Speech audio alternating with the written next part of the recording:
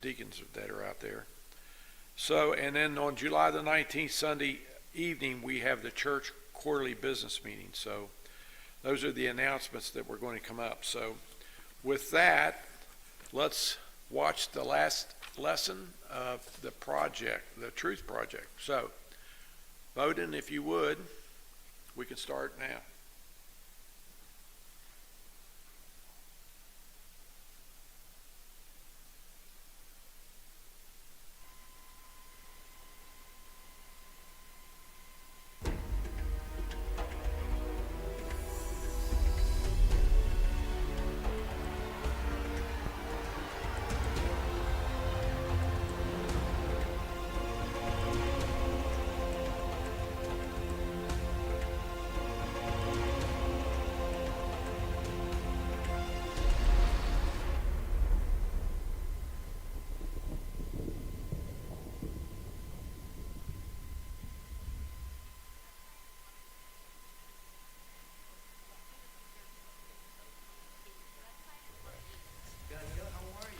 Well, good morning. Are you ready for our 12th and final tour? Yes, sir.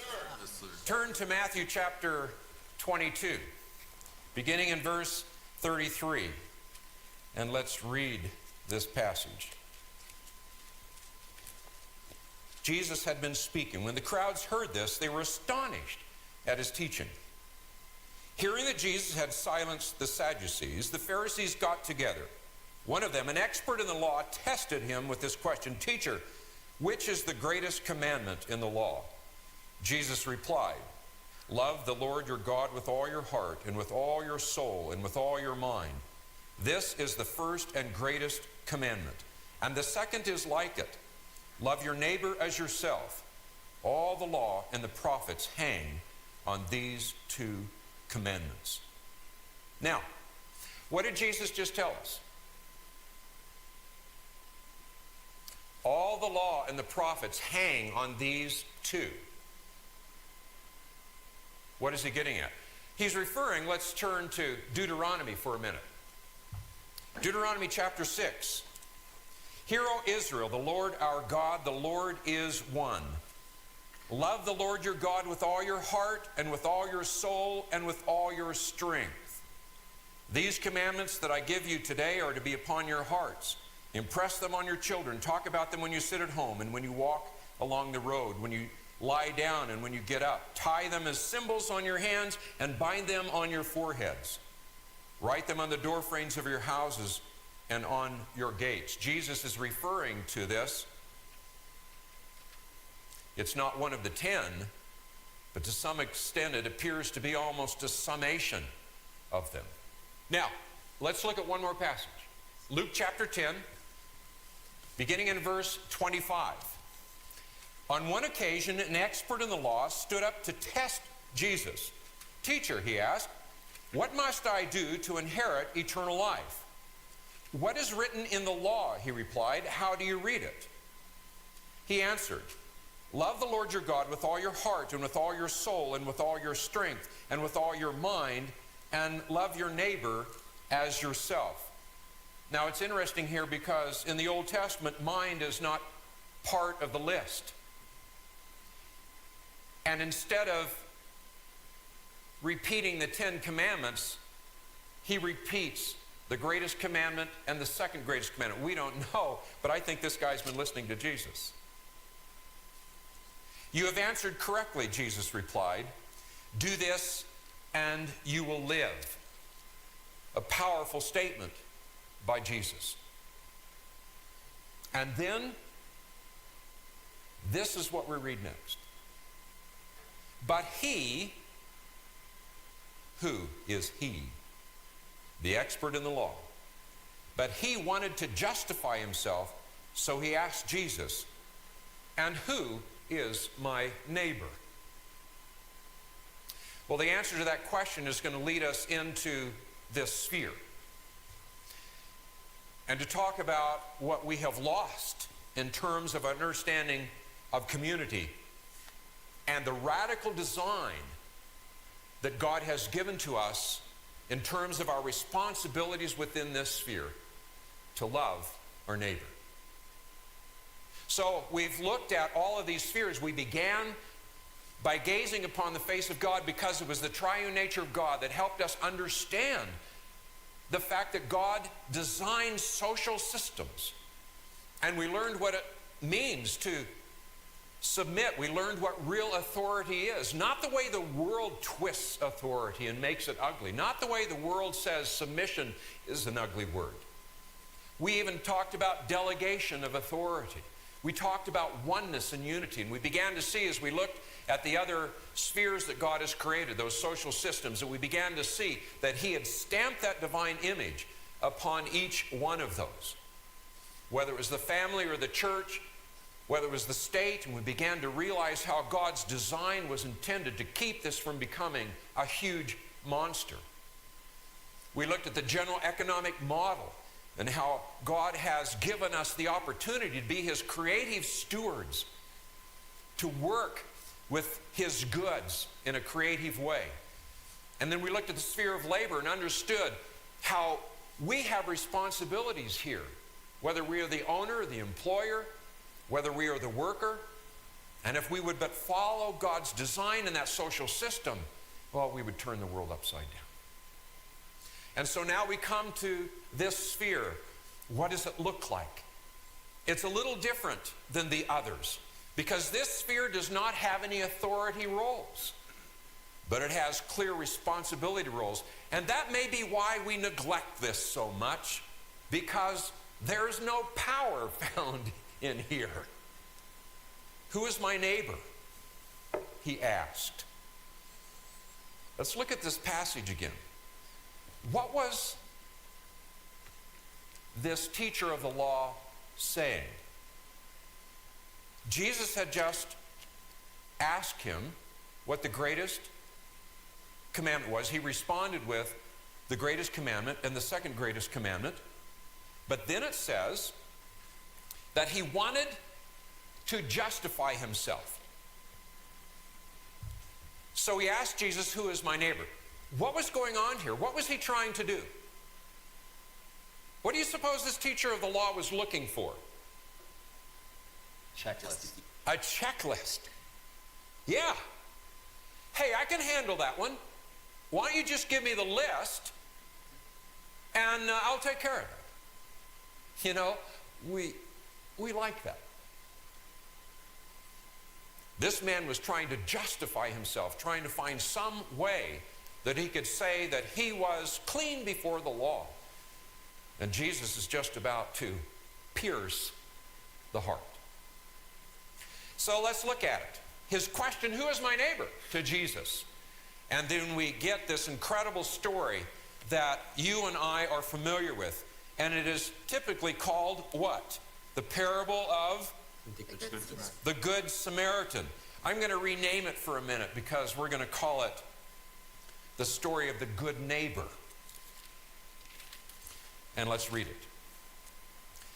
In reply to this man's statement, okay, who's my neighbor? Jesus said, a man was going down from Jerusalem to Jericho when he fell into the hands of robbers. They stripped him of his clothes, beat him, and went away, leaving him half dead. A priest happened to be going down the same road, and when he saw the man, he passed by on the other side. So too a Levite, when he came to the place and saw him, passed by on the other side. But a Samaritan, as he traveled, came where the man was, and when he saw him, he took pity on him. He went to him and bandaged his wounds, pouring on oil and wine. He then put the man on his own donkey, took him to an inn, and took care of him. The next day he took out 2 silver coins and gave them to the innkeeper. Look after him, he said, and when I return, I will reimburse you for any extra expense you may have. Which of these 3 do you think was a neighbor to the man who fell into the hands of robbers? The expert in the law replied, the one who had mercy on him. Jesus told him, go and do likewise. What a story. It's even more interesting when you begin to realize that at that time, the Jews despised Samaritans. They would go way out of their way not to travel through Samaria. And now Jesus has told a story. Both the priest and the Levite passed by a man who was in desperate need. And it was the Samaritan who stopped. In our current language, what he did is he picked up this man, he bandaged him as best he could, he took him to a hotel, and he left his credit card at the hotel. Whatever he needs, I'll take care of it.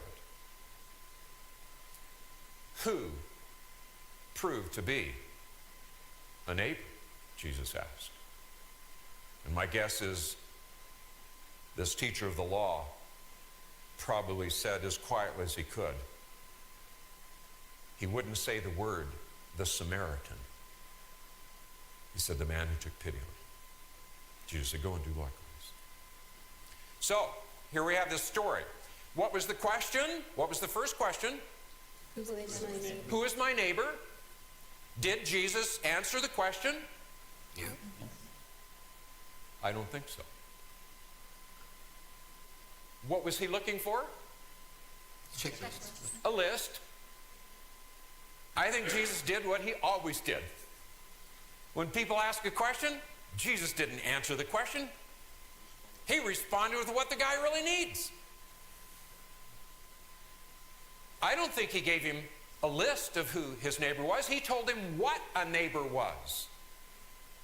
He said, let me show you what a neighbor is.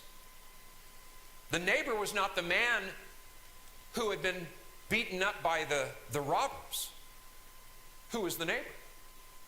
The man who took care of him. Jesus said, go and be a neighbor. And this is what a neighbor looks like. We're going to build this sphere right now. We're going to ask ourselves the question, what does this thing look like? What is God's design? And we're going to use this story of Jesus to help us understand. And the first thing, I'll just write this up here for you. Because what we're going to see in the sphere of the community, we're going to take these two main characters of the story. Let's start with the neighbor, right? Jesus called him the neighbor. Who else? The needy. The man who is needy. Now, before we fill this in, I want us to ponder the Word of God for a minute. Because that's what we need to look at. Because we want to find, what is it about God? What is the heart of God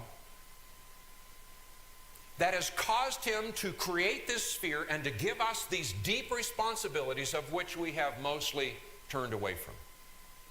Let me read a few of these passages and see if you can begin to sense the heart of God. 1 Samuel 2, he raises the poor from the dust and lifts the needy from the ash heap. He seats them with princes and has them inherit a throne of honor. Job 5:11, the lowly he sets on high, and those who mourn are lifted to safety. Psalm 12:55, because of the oppression of the weak and the groaning of the needy, I will now arise. I will protect them from those who malign them. Psalm 72, he will defend the afflicted from among the people and save the children of the needy. He will crush the oppressor. Psalm 138, though the Lord is on high, he looks upon the lowly, but the proud he knows from afar. Who else should go in this sphere? God? Yeah. I'm going to write Christ here. We'll come back and talk about it. But did you get a sense from those verses that God has a deep heart for the needy? He is the one who's going to arise and protect them.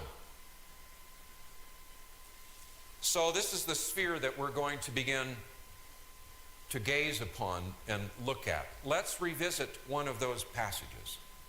Because of the oppression of the weak and the groaning of the needy, I will now arise, says the Lord. I will protect them from those who malign them. This should be a fearful thing. We need to begin to understand the heart of God and why this sphere is so close to his nature and being and character. This is not one for us to neglect. And so we'll take a look at this design. God is serious about this idea that we need to be good neighbors. Who are the needy? Who are they? Poor, The poor, afflicted, the afflicted, orphans, orphans, widows, widows, sick, prisoners. Those are the easy ones. What about the outcasts? Are they needy? When I was in grade school, right off the bat, I was an outcast. Made fun of, laughed at, joked about, ignored. And so I should have known better. At one point in grade school, not because of anything I have, but God just gave me the ability to play athletics, and I was good in my academics. And so at some point, I kind of overcame all that, and I became not an outcast, but kind of one of the in crowd. And I should have known better because I know what it's like to be on the other side. There was a young girl in our school. From our perspective, she was not attractive. She had a square chin that jutted out. And the more we teased her, the more she began to play the part and come to school with her hair ratted out. We called her the Foo. And whenever she would come around, we'd all yell, "Ooh, the Foo," and we'd run. One of my deep prayers and longings is that if this young girl did not commit suicide, that I may someday have the opportunity to tell her how sorry for the way we treated her. You can destroy someone's life when you begin to treat them like an outcast. Do you not think the heart of God weeps for the outcast? It does.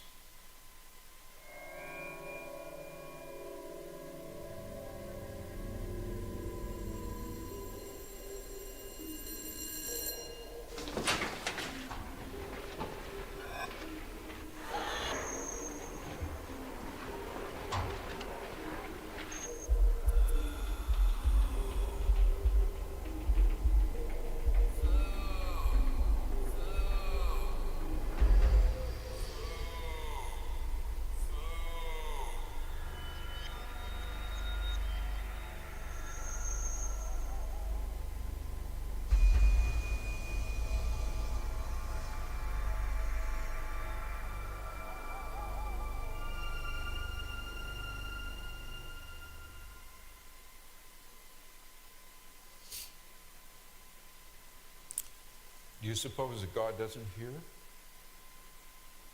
the cries of the needy? Oh, don't fool ourselves. He hears them even though they remain silent. Who are the needy? The outcasts, the unpopular, the neglected, the left out. I remember very clearly my first dance. Now, this may seem strange to you, but back in the old days, when I was in school, we had what we called sock hops. I don't know what we called them that. I guess it's because you took your shoes off and you hopped around. But it was in the younger grade, and so we didn't go with dates. We just went to the dance, and it was at the gymnasium. And the girls would sit on this side, and the guys would sit on this side. And the music would start, and the guys would, at that time, I know this is strange to you today, the guys would ask the girls to dance. And I came home from my first dance, and I will never forget my dad met me as I came in the door. And he said, "Hey, did you have a good time? First dance." I said, "Well, yeah, I did." "Did you dance with any girls?" Yeah, I danced with actually quite a few. "Did they have fun?" I think they did." "Did everybody have fun at the dance tonight?" I said, "Yeah, I think so." He said, "Were there any girls that nobody asked to dance?" And I said, "Well, yeah, there are a couple girls. Nobody asked." He said, "Do you suppose they had fun?" I said, "Well, maybe not." And I'll never forget, he looked at me and he said, "Del, next time you go to a dance, ask the girls that nobody will ask, and help them to have a good time." That's the heart of my dad. Always thinking of the left out. He always had a heart for the outcast. And that's the heart of our Father. That is the heart of our Father. The left out, the homely, the last. Oh, there are lots of others. The needy are great, and they are everywhere in a sphere that we neglect. Or we see if we can't just hire somebody to take care of it for us. That's not God's design. A man by the name of Alvin Schmidt has written a book. We'll talk about it a little bit later, but the title is How Christianity Changed the World. And he recounts in here when the Romans were throwing their babies over the bridges into the river because they just didn't want them. It was the Christians that got into boats and with nets fished them out of the river. A man by the name of John Pounds, who saw the ragged children in England with no parents, no home. Because of his understanding of what Christ had called him to do, he formed what was called John Pounds' Ragged School for Children. It is a radical view coming into a world in which some would say survival of the fittest. The weak need to be destroyed. That makes us all better. What a radical view. But listen to the heart of God.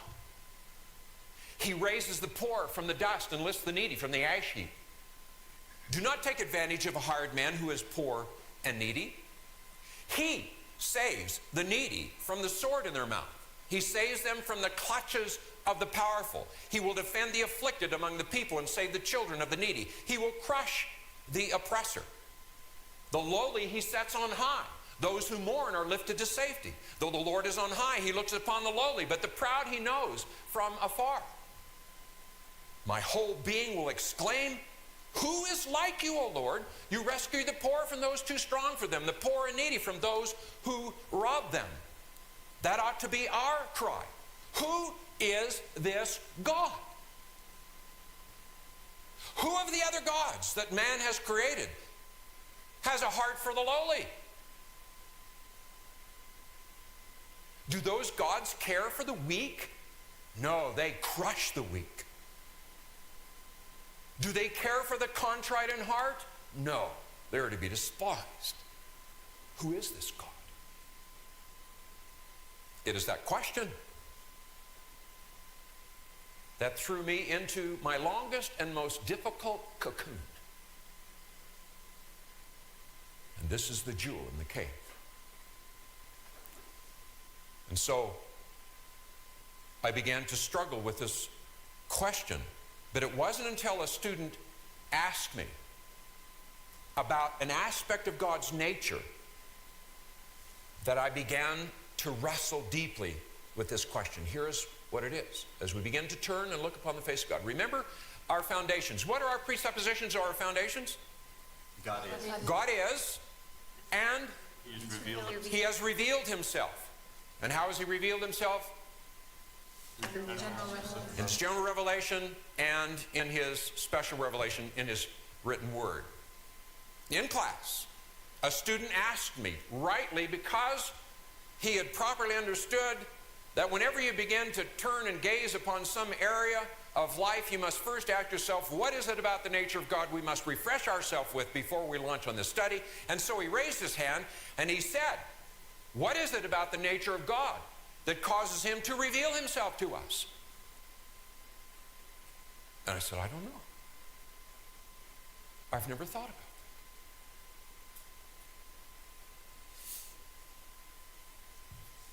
Who is this God? Isaiah 65, I revealed myself to those who did not ask for me. I was found by those who did not seek me. To a nation that did not call on my name, I said, here am I. Here am I.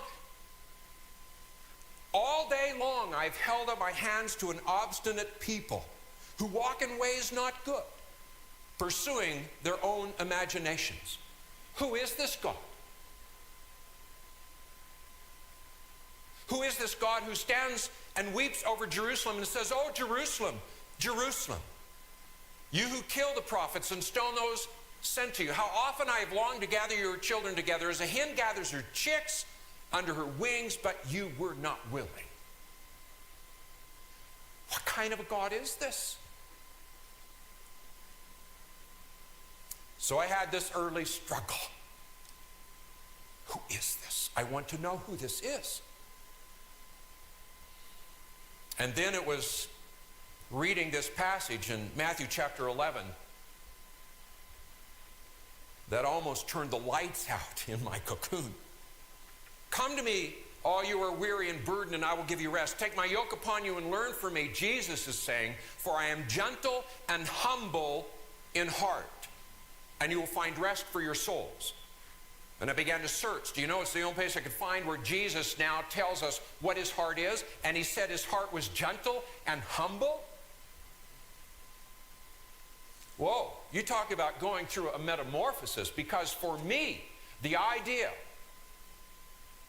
that God was somehow humble was just totally foreign to me, because to me, God was a fierce God.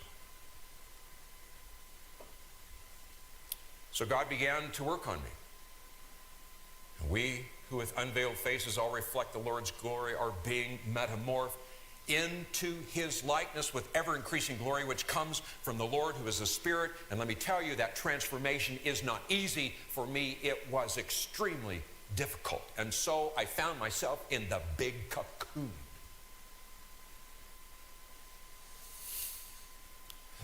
What does this mean, dear Jesus? And so I began to look at the words. I said, oh, you know what? I bet this Greek word for humble is not the same word that God talks about us being humble. The word is tapainos.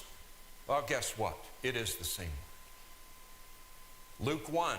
He has performed mighty deeds with his arm. He has scattered those who are proud in their inmost thoughts. He has brought down rulers from the thrones, but he has lifted up the humble. Tapainos. James 4:6, but he gives us more grace. That is why the scripture says God is opposed to the proud, but gives grace to the humble. Tapainos. Verse 10, humble yourselves before the Lord, and he will lift you up. Do you remember the Last Supper? John chapter 13, where Jesus has brought together his disciples, and they are eating the Passover feast before he was about to sacrifice himself for us. By the way, they were probably seated at what we call the triclinium. The triclinium is simply a three-sided table. We don't know for sure, but this is probably the way they were seated. The host was here. The honored guest was here. And then the disciples were seated probably around this triclinium. Who do you suppose this was? Judas. Jesus was the honored guest. Who was this? John. Remember, he leaned on Jesus' breast. Who do you suppose this is? Peter. Peter. And you recall, Jesus did something at this time. He got up and he began to wash their feet. He went around the table. I used to think that Peter was very humble when we said, Lord, you're not going to wash my feet. But you know what? I think it was pride. Jesus said, if I do not wash your feet, you have no part in me. And Peter says, do it. Yeah. Wash me all over. So I'm reading this passage.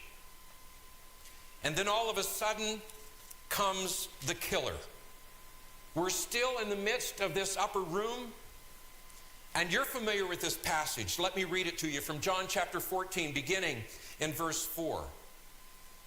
You know the way to the place where I'm going, Jesus said. Thomas said to him, Lord, we don't know where you're going, so how can we know the way? Jesus answered, I am the way and the truth and the life. No one comes to the Father except through me. If you really knew me, you would know my Father as well. From now on, you do know him and have seen him. Philip said, Lord, show us the Father, and that will be enough for us. And Jesus answered, don't you know me, Philip? Even after I have been among you such a long time? Anyone who has seen me has seen the Father. And I fell to my knees because Jesus had just given them one of the greatest signs of humility in washing their feet. And Philip says, hey, show us the Father, that'll be enough. And Jesus says, if you've seen me, you've seen the Father. And I began to realize that the God whom we serve is a God who has a humble heart. Why does God call us to be holy? Because he is holy. Why are we to be perfect? Because he is perfect. Why are we to be humble?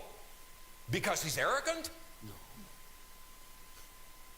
Why does he say, my heart is with the contrite and the lowly, but the proud I see from afar?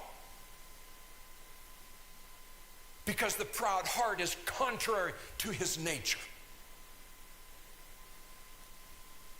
Oh, it has radically changed me. Now, lest you think that this may somehow demean God. Oh, no. Let me paint two pictures for you. Two kings. Each of them equally powerful. Let's say this king owns half of the earth and this king owns the other half of the earth. Wealthy beyond even description, powerful beyond description. This king would never speak to a peasant. This king, at the end of the day, when his duties are done, he puts on a ragged cloak and he goes down into the streets and he talks with the peasants. Which king is greater? Oh, yes. That is the God whom we serve. What is the nature of God? Behind the fact that he reveals himself to us. Behind the fact that he stands all day and says, here I am, here I am.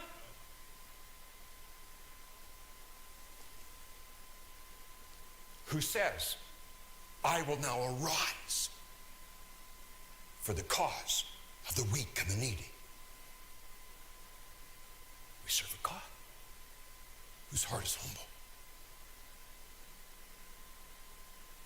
Don't mistake this in the same way we might mistake the idea when God says his name is jealous. Remember we talked about that? It's not the jealousy, the sinful jealousy. Do not mistake this understanding of humbleness and humility. I'll give it to you to search it out deeply. 2 Timothy says this, God did not give us a spirit of timidity, but a spirit of power, of love, and self-discipline. Humility is not timidity. I remember reading a book a long, long time ago, and it's the title that stays with me. It was a book about Jesus, but it was the title that said, the title was The Man of Steel and Velvet. Yes, Jesus, meek, gentle, humble in heart, but he is also the one that took the whip. He is also the one who stood before the Pharisees and the teachers in the law. He says, you brood of vipers, you hypocrites. He was not timid. Humility is not timidity. But when you begin to look at what the Spirit gives to us, think about the fruit of the Spirit. Love, joy, peace, patience, kindness, goodness, mercy, long-suffering. Oh, do you see the heart of God? My whole being will exclaim, who is like you, O Lord? You rescue the poor from those too strong for them, poor and the needy from those who rob them. Who is this God? Jesus said, love the Lord your God with all your heart, with all your soul, and with all your mind. This is the first and greatest commandment. Why is that the greatest commandment? Why is this the second greatest commandment? Love your neighbor as yourself. You do not understand this until you gaze upon the face of God. Father Sirico understands deeply the need to treat our neighbors right and why we should. The thing that made Christian charity distinct from philanthropy was the view of the human person. When the Christian confronts human need, the Christian does that with the sense that the being who stands before us is an eternal being. C.S. Lewis says, you have never met a mere mortal. Everyone you've ever come in contact with, you've argued with or traded with, every one of them is either an immortal horror or an everlasting splendor. But you have never met a mere mortal. And he reminds us how sacred the human person is. He says that the most sacred thing that presents itself to our senses next to the Blessed Sacrament itself is our neighbor. You've never met a mere mortal. You remember Flash. He is not just a mere mortal. He has a story as well. Does anyone take time to listen to it? To understand it? Let's do that. Family to me is important. It shouldn't be by all rights to me because I didn't have much of a family. You know, my mother wasn't a mother, she was a monster. Severe alcoholic. My dad wasn't never there. You know, you get beat, you get burnt with cigarettes, you get, yeah, that ain't family. That's, my dad wasn't there to see it, and, you know, I had bad happen. And so I grew up a hater. I grew up locked up most of my life, you know, growing up. Ooh, that ain't fun. That ain't fun. And then you get shunned. I used to go to church, and I got called a pagan. I didn't know what the hell that meant until last year. I'm like, how the hell am I a pagan? You know? I've been there longer than you, churchy. You know? I remember I got a picture of me and my twin brother, our first birthday. We each had a cake. And it was at church. And this lady, Millie Craig, she was ended up being a friend of my father's later on, but I remember her my whole life growing up. Even when I wasn't in church, she'd come by and say, hey, you know, because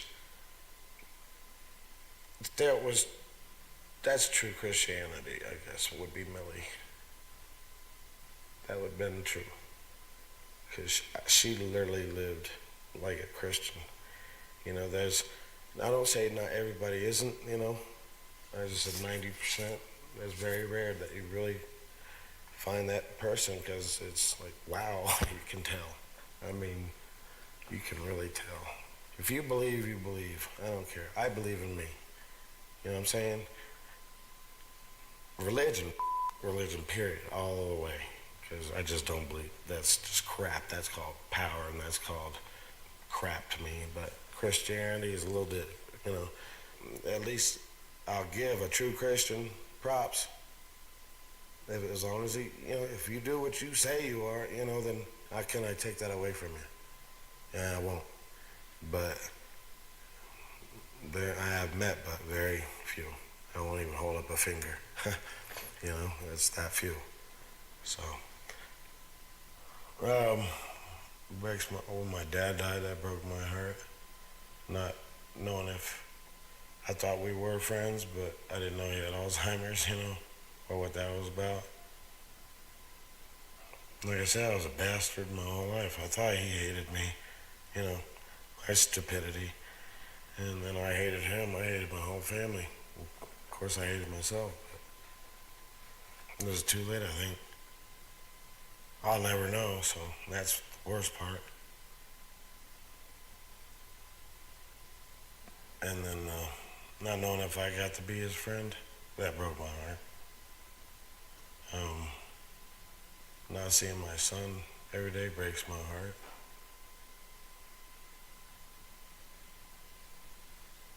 Not seeing certain friends breaks my heart. A lot of things. I got a lot of heart. And thank God, because it gets broke in pieces a lot. I still have it, though. Yeah, there are a lot of things that break my heart.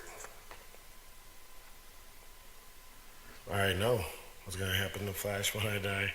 I'm going to die. I'm going to become food for some worms, you know what I mean? And then a lot of people are going to cry. A lot of people will be happy, maybe. And you know what? And then that's another part of the cycle of life. You know, you can't have life without death. You know? I ain't so much worried about it. I was already supposed to have been dead. I've been through some very heavy trauma lately, and I'm overcoming a lot, and they don't even know why, the doctors, you know. So why worry? Why worry about the small stuff? You live life, don't let life live you. That's the way I see it. So I'm going to die happy, regardless if it was tomorrow.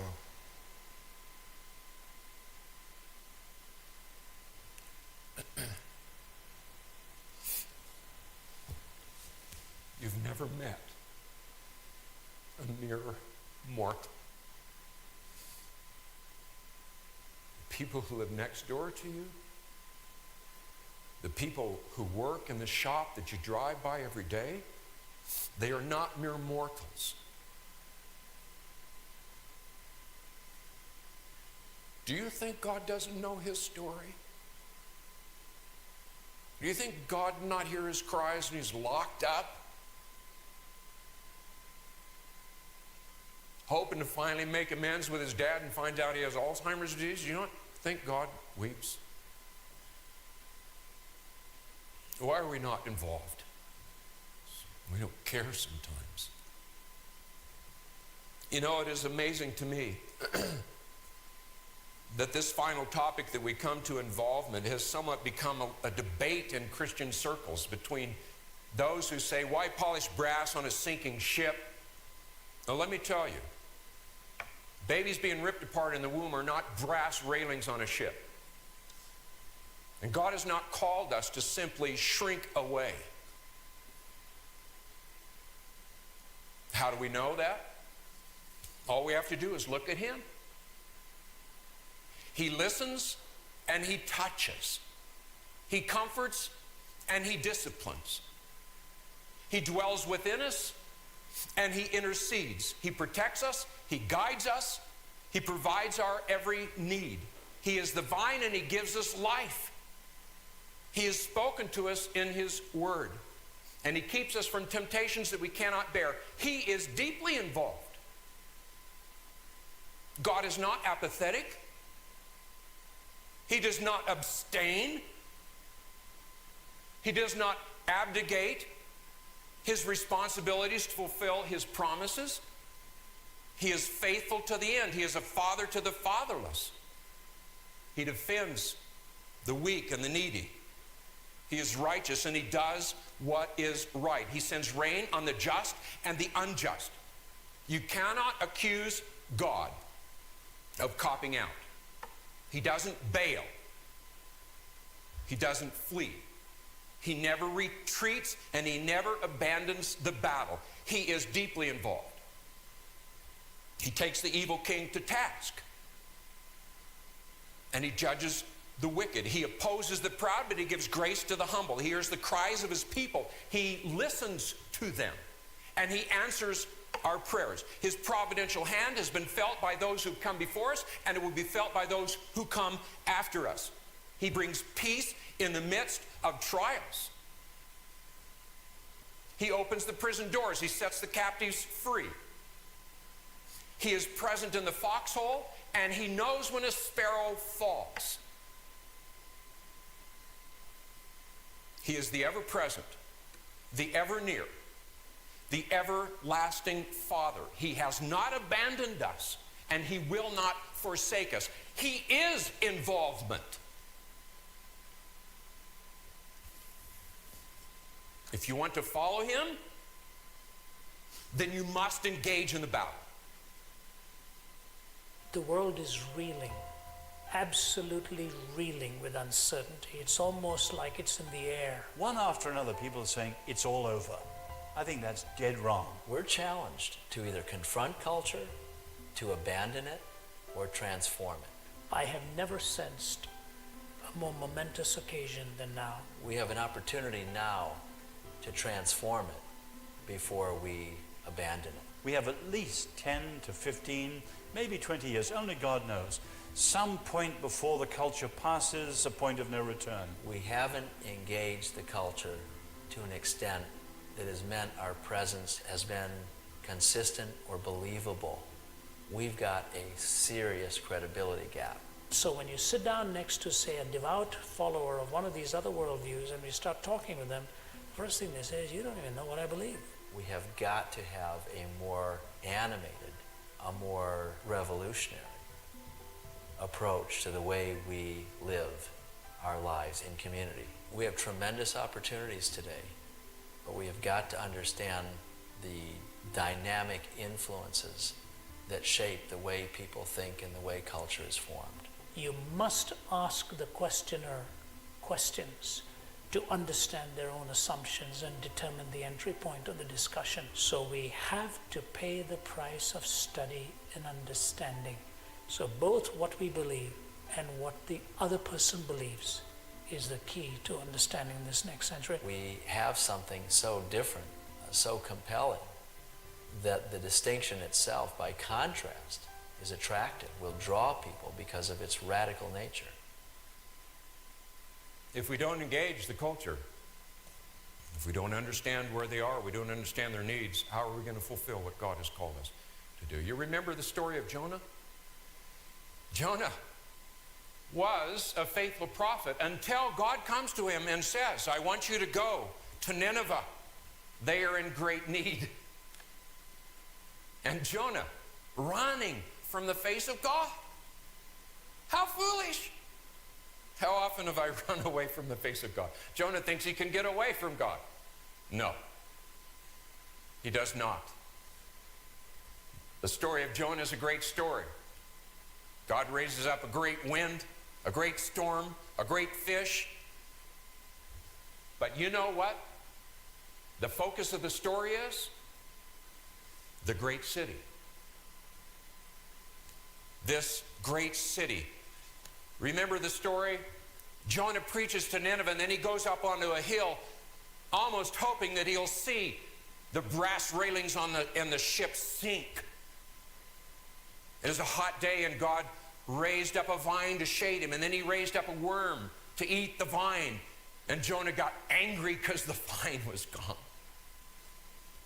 And then God comes to him, and he says this, do you have a right to be angry about the vine? I do, he said. I'm angry enough to die. But the Lord said, you have been concerned about this vine, though you did not tend it or make it grow. It sprang up overnight and died overnight. But Nineveh has more than 120,000 people who cannot tell their right hand from their left. Should I not be concerned about that great city? Nineveh was a pagan city. Do you think God is not concerned with this culture around us that has so deeply bought the lies? Oh, don't run away from the face of God. He has called us to transform our culture. In Schmidt's book, he goes through point after point of how our brothers and sisters who have preceded us have transformed the world. We're the ones that help people understand that there is a sanctity to human life, the elevation of sex and what it really means. We're the ones who began to reach out in charity and compassion and the dignity of women, all the things. We built the hospitals. That is your heritage. Those who have come before us. One of the great heroes of the faith, William Wilberforce. You may know his story. William Wilberforce was a sickly man. Later on in his life, he had to have a metal brace to hold his back up. He was born into a wealthy family, and he had a natural ability at eloquence and humor, and so he found himself elected as one of the youngest people elected to Parliament in England. He was a playboy, living for himself, and then he was transformed by Jesus Christ. And then he mistakenly believed that he should leave Parliament and pursue sacred work. But he was persuaded properly, no, this is where God has placed you. And going before the Lord, he began to realize that God had placed before him two objects, the abolition of the slave trade and the reformation of manners. And so he began to prepare himself, and he delivered a very eloquent speech on the floor of Parliament to do away with the slave trade. He was hooted at and hollered. He went back and prepared himself again, and the next year he came and delivered a more eloquent speech. More hoots, more hollers. He prepared himself more, and at the same time began to work with his parliamentarians to show him Christ. Year after year he came back, year after year and year after year and year after year, and 26 years. He delivered another eloquent speech, and Parliament voted to abolish the slave trade. And they rose and applauded the man who bowed his head and wept. But that was only the beginning, because he came back the next year, and he then delivered a speech to free the slaves. And that's when the death threats came. But he came back year after year after year, 46 years after he began. Only 3 days before his death, the bill to abolish slavery in the British Empire passed. He was not present because he was lying on his bed dying. Slavery existed all over the world, and it was the British Empire that began. Much money, much blood to destroy slavery. Do you think William Wilberforce is not listed in the Hall of Faith? Oh, yes, he is. Pollock summarizes his life this way. He says his whole life was animated by a deeply held personal faith in Jesus Christ. He had a deep sense of calling that grew into conviction that he was to exercise his spiritual purpose in the realms of his secular responsibility. He was committed to the strategic importance of a band of like-minded friends devoted to working together in chosen ventures. Do not work alone. He believed deeply in the power of ideas and moral beliefs to change culture through sustained public persuasion. Oh, the world was not worthy of him. He was willing to pay a steep cost for his courageous public stance and was persistent in pursuing his life task. He had every reason to abandon the battle because he was a sickly man, who oftentimes had trouble getting out of his house because of the internal illness in his frame. Every reason to say, no, let someone else do it. We're in good company. The cloud of witnesses is Hebrew 11. The scroll is being unrolled. I pray that your name will be in it. I pray that my name will be in it. The early Christians, the later Christians, the world was not worthy of them. Father Sirico will give us one last picture of what lays before us. There is a story from the 2nd century, and it was a Roman soldier who was stationed in Antioch, and a plague had broken out in Antioch. And we have extant a copy of the missive that he sends back to Rome. And he says something to this effect. He says, this plague has broken out, and everybody is moving out of the city. I've moved the troops back for their own safety. Families have abandoned their loved ones. The doctors have even left. Of course, all the politicians are out. But one curious thing is happening. There is a sect in Antioch who are themselves, some of them not infected, who are taking care of the dying. And they do this out of love for this God that they worship, whom they call, and I think he mispronounces or miswrites the name, Christus, something to that effect. And it's very interesting to see, so early on in Christianity, that believers were willing to risk themselves to tend to those who were vulnerable. What a great cloud of witnesses, those who have come before us. We need to stand and take care of what God has called us to take care of in the culture that he's placed us in. There are a lot of you who have asked me this question, and I have put you off. Several have come up and said, what do we do? What do I do? And I said, I'm not going to answer that question until the last tour. And I'm going to answer it now.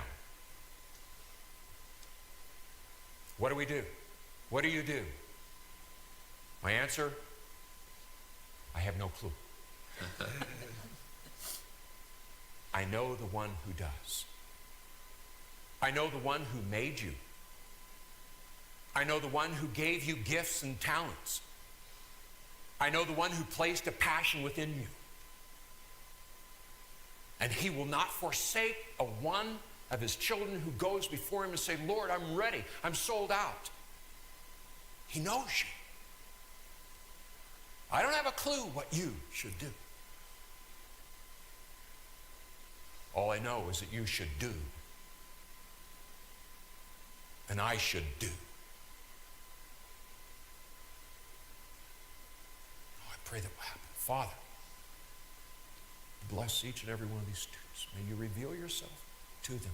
May they gaze upon your face and not turn away.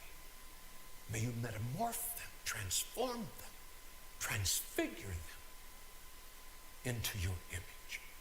That is what we seek. And that is what we seek alone. Sole Deo Gloria. In the name of Jesus, amen.